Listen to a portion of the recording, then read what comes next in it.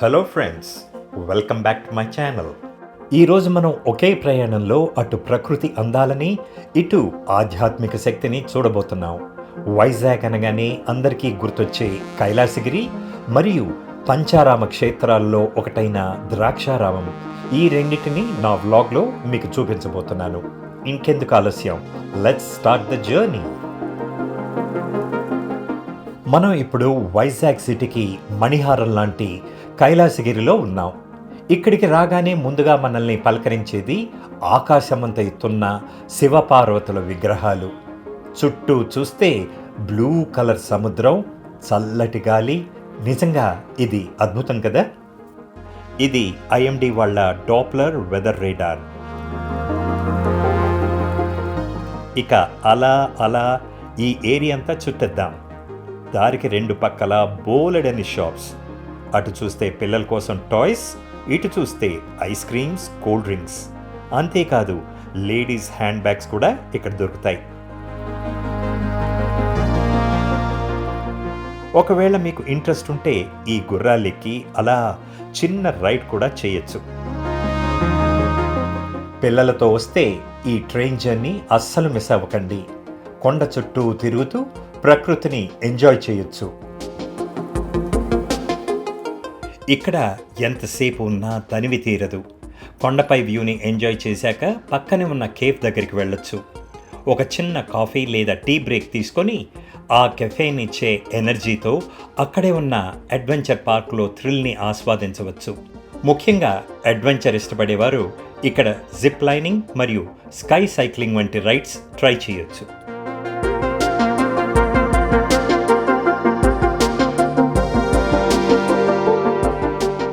ఈ కొండ దాదాపు 360 అడుగుల ఎత్తులో ఉండటంతో ఇక్కడి నుంచి వైజాగ్ సిటీ వ్యూ అద్దిరిపోతుంది.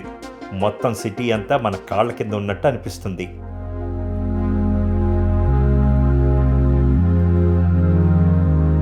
మనం ఇక్కడి నుంచి బయలుదేరే ముందు ఇక్కడి మెయిన్ అట్రాక్షన్స్ అయిన ఈ ఐకానిక్ శివపార్వతుల విగ్రహాలను అస్సలు మిస్ అవ్వకుండా చూసేద్దాం. దాదాపు 40 అడుగుల ఎత్తున్న ఈ విగ్రహాలు చూస్తుంటే భలే పవర్ఫుల్గా అనిపిస్తాయి కదా. కైలాసగిరిలో కాసేపు గడిపి తిరిగి వైజాగ్ సిటీలోకి వెళ్తుండగా దారిలో ఒక బ్యూటిఫుల్ వ్యూ పాయింట్ కనిపిస్తే ఆగకుండా ఉండలేకపోయాను. పర్సనల్గా నాకు వాటర్ ఫ్రంట్స్ అంటే చాలా ఇష్టం. అందుకే ఆ వ్యూని క్యాప్చర్ చేస్తూ కాసేపు అక్కడే ఆగిపోయాను.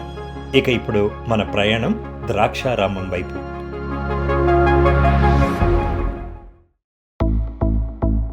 వైజాగ్ నుంచి మనం ఇప్పుడు తూర్పు గోదావరి జిల్లాలోని పుణ్యక్షేత్రం ద్రాక్షారామం చేరుకున్నాం. దీనిని దక్షిణ కాశీ అని పిలుస్తారు. ఈ క్షేత్రం అష్టాదశ పీఠాలలో ఒకటి.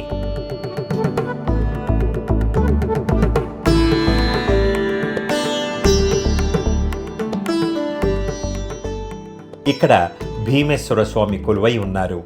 ద్రాక్షారామాన్ని దక్షవాటిక అని కూడా అంటారు.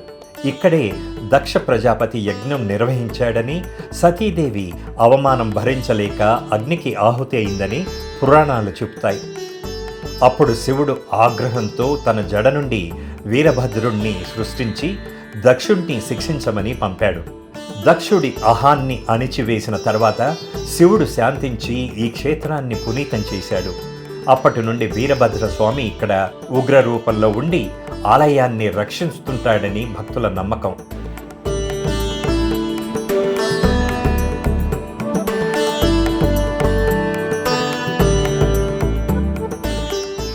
ఈ ఆలయం 2 వరుసల భారీ రాతి గోడలతో నిర్మించబడింది.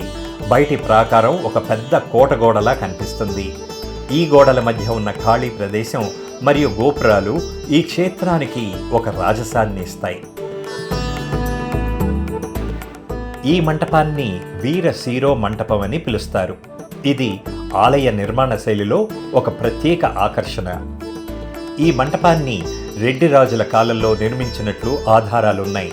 ఆలయంలోని ఇతర ప్రధాన భాగాలు 9 నుంచి 10 శతాబ్దాలలో తూర్పు చాళుక్యుల కాలంలో నిర్మించబడ్డాయి. ఇది అనేక రాతి స్తంభాలపై నిర్మించబడింది. ఒకప్పుడు యుద్ధవీరులు తమ ప్రాణాలను లెక్క చేయకుండా ప్రదర్శించిన ధైర్య సాహసాలకు గుర్తుగా లేదా దైవ కార్యాల కోసం ఈ మంటపాన్ని ఉపయోగించేవారని చెప్తారు.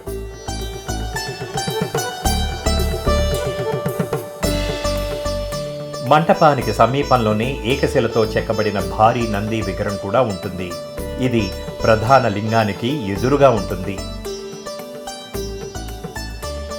ఈ ఆలయానికి దాదాపు 1000 ఏళ్ల చరిత్ర ఉంది. దీనిని 9వ శతాబ్దంలో తూర్పు చాళుక్య రాజు మొదటి భీముడు అంటే చాళుక్య కింగ్ భీమా I నిర్మించారు. అందుకే ఈ స్వామిని భీమేశ్వర స్వామి అని పిలుస్తారు.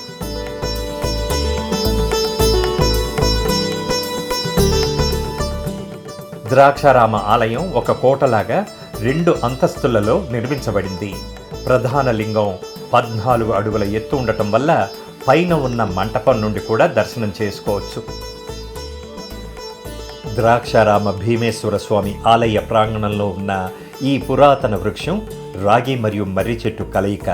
కేవలం ఒక చెట్టు మాత్రమే కాదు, అది సాక్షాత్తు త్రిమూర్తుల స్వరూపంగా భక్తులు విశ్వసిస్తారు. చెట్టు కింద ఉన్న వందలాది నాగ ప్రతిమలు ఈ క్షేత్రం యొక్క ప్రత్యేకత. రాహుకేతు దోషాలు లేదా సర్పదోషాలు ఉన్నవారు ఇక్కడ పూజలు చేయడం ద్వారా ఆ దోషాల నుండి విముక్తి పొందుతారని నమ్ముతారు. ఈ చెట్టు మూలాల్లో బ్రహ్మ, కాండంలో విష్ణువు మరియు కొమ్మల్లో శివుడు కొలువై ఉంటారని భక్తుల నమ్మకం. కొన్ని కథనాల ప్రకారం ఈ చెట్టు లోపల విష్ణుమూర్తి విగ్రహం, మూలాల్లో శివలింగం కూడా కనిపిస్తాయి.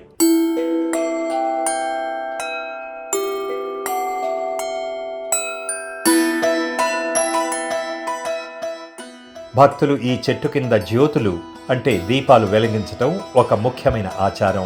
ఈ చెట్టు దాదాపు 1000 సంవత్సరాల నాటిదని స్థానికులు చెప్తుంటారు. ఈ వృక్షాన్ని పూజించటం వల్ల సంతానం కలుగుతుందని నమ్మి చాలామంది వివాహిత మహిళలు చెట్టుకు పసుపు దారాలు కట్టి ప్రదక్షిణలు చేస్తారు. ద్రాక్షారామ భీమేశ్వర స్వామి ఆలయ గోపురాలు కేవలం ప్రవేశ ద్వారాలు మాత్రమే కాదు, అవి ఈ క్షేత్రానికి రక్షణ కవచాలుగా నిలుస్తాయి. ఆలయానికి 4 ప్రధాన దిక్కులలో 4 గోపురాలున్నాయి. ప్రతి గోపురం ఒక దేవతా రూపానికి ప్రతీకగా పిలువబడుతుంది.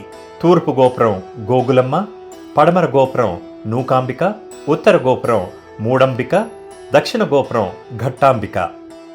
ఈ దేవతలు క్షేత్ర పాలకుల వలె ఆలయాన్ని రక్షిస్తారని భక్తుల నమ్మకం. సో ఫ్రెండ్స్, కైలాసగిరి ప్రశాంతత, ద్రాక్షారామం భక్తిభావం ఈ 2 కలిసి నాకైతే ఈ ట్రిప్ ఎప్పటికీ గుర్తుండిపోతుంది. మీకు ఈ వ్లాగ్ ఎలా అనిపించిందో కింద కామెంట్స్లో చెప్పండి. ఇలాంటి మరిన్ని వీడియోల కోసం లైక్ చేయండి, షేర్ చేయండి మరియు సబ్స్క్రైబ్ చేయటం మర్చిపోకండి.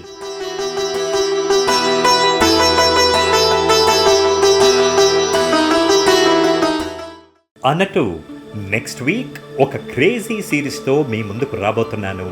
మనం నాగార్జున సాగర్ వెళ్తున్నాం.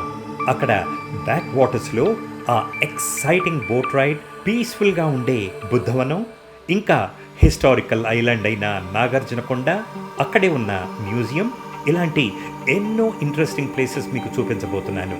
సో ఆ అడ్వెంచర్ని మిస్ అవ్వకూడదంటే ఇప్పుడే నా ఛానల్ని సబ్స్క్రైబ్ చేసుకోండి.